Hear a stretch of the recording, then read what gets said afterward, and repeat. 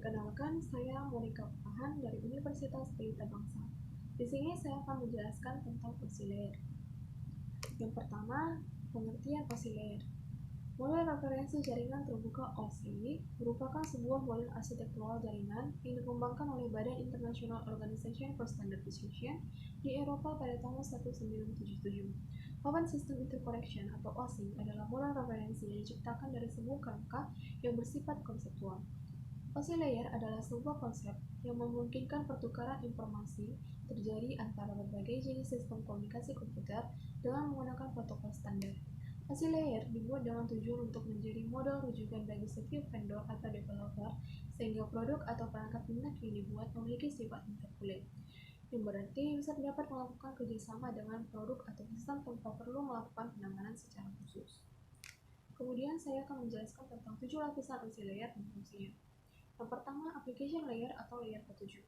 Application layer merupakan prosedur penyambungan komunikasi dari perangkat.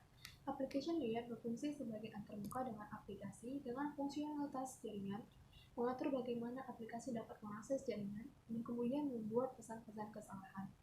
Protokol yang berada dalam lapisan ini adalah HTTP, FTP, SMTP, dan NFS. Yang kedua, presentation layer atau layer ke-6. Presentation layer bertanggung jawab untuk mempersiapkan data agar bisa digunakan dengan program tertentu. Layer ini berfungsi untuk menerjemahkan data yang hendak ditransmisikan oleh aplikasi ke dalam format yang dapat ditransmisikan melalui jaringan. Protokol yang berada pada lapisan ini adalah perangkat lunak kreditor seperti layanan pada workstation dalam Windows NT. Yang ketiga, session layer atau layer ke-5. Session layer merupakan lapisan yang bertanggung jawab untuk membuka jaringan dalam durasi waktu yang cukup agar pertukaran data berjalan dengan baik. Layer ini berfungsi untuk mendefinisikan bagaimana koneksi dapat dibuat, dipelihara, dan dihancurkan. Yang keempat, transport layer atau layer keempat. Transport layer berperan sebagai penanggung jawab kiriman pesan antara dua perangkat. Lapisan ini juga bertanggung jawab mengendalikan alur komunikasi antara dua perangkat yang kecepatan internetnya berbeda agar dapat saling mengoptimalkan. Layer ini berfungsi untuk memecah data ke dalam paket-paket data serta memberikan nomor urut ke paket-paket tersebut sehingga dapat disusun kembali pada sisi tujuan setelah diterima, dan juga membuat sebuah tanda bahwa paket diterima dengan sukses dan mentransmisikan ulang terhadap paket yang hilang di tengah jalan. Yang kelima, network layer atau layer ketiga. Network layer bertugas untuk memberikan jalur sebagai fasilitas bagi proses pertukaran informasi antara dua jaringan berbeda. Network layer tidak diperlukan pada komunikasi perangkat di jaringan yang sama. Layer ini berfungsi untuk mendefinisikan alamat-alamat IP, membuat header untuk paket-paket, dan kemudian melakukan routing melalui internet working dengan menggunakan router dan switch layer 3. Yang keenam, data link layer atau layer kedua. Data link layer merupakan pemberi jalur komunikasi di dalam jaringan yang sama. Tugasnya hampir sama dengan network layer dan transport layer, hanya saja internal dalam satu jaringan. Layer ini berfungsi untuk menentukan bagaimana bit-bit data dikelompokkan menjadi format yang disebut sebagai frame. Yang ketujuh, physical layer atau layer pertama. Physical layer bertanggung jawab mentransmisikan data dalam bentuk bit stream. Bit stream bisa dikatakan sebagai data digital yang bisa ditransmisikan melalui media PC. Layer ini berfungsi untuk mendefinisikan media transmisi jaringan, metode pensinyal, sinkronisasi bit, arsitektur jaringan, topologi jaringan, dan pengkabelan.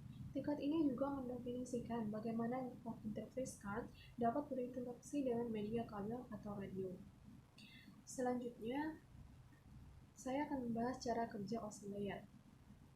Untuk memudahkan dalam mengetahui cara kerja OSI layer, dapat dilihat pada gambar. Saya akan menjelaskan bagaimana jalannya data dari host A menuju host B sesuai dengan nomor pada gambar.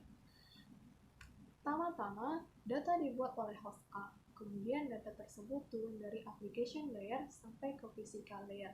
Dalam proses ini, data akan ditambahkan header setiap turun satu lapisan kecuali pada physical layer, sehingga terjadi enkapsulasi sempurna. Data keluar dari host A menuju kabel dalam bentuk bit, atau kabel bekerja pada physical layer. Data masuk ke hook, tetapi data dalam bentuk bit tersebut tidak mengalami proses apa-apa karena hook bekerja pada physical layer. Setelah data keluar dari hook, data masuk ke switch. Karena switch bekerja pada data link layer atau layer kedua, maka data akan naik sampai layer kedua, kemudian dilakukan proses. Setelah itu, data turun dari layer kedua kembali ke layer pertama atau physical layer. Setelah data keluar dari switch, data masuk ke router. Karena router bekerja pada layer ketiga atau network layer, maka data naik sampai layer 3, kemudian dilakukan proses. Setelah itu, data turun dari layer 3 kembali ke layer pertama, dan data keluar dari router menuju kabel dalam bentuk bit. Pada akhirnya, data sampai pada flash B. Data dalam bentuk bit naik dari layer 1 sampai layer 7. Dalam proses ini, data yang dibungkus oleh header-header layer OSI mulai dilepas satu persatu sesuai dengan lapisannya. Prosesnya berlawanan dengan proses yang pertama. Setelah data sampai di layer 7, maka data siap dipakai oleh OSI. Sekian presentasi saya tentang OSI layer. Semoga presentasi saya ini dapat bermanfaat bagi teman-teman.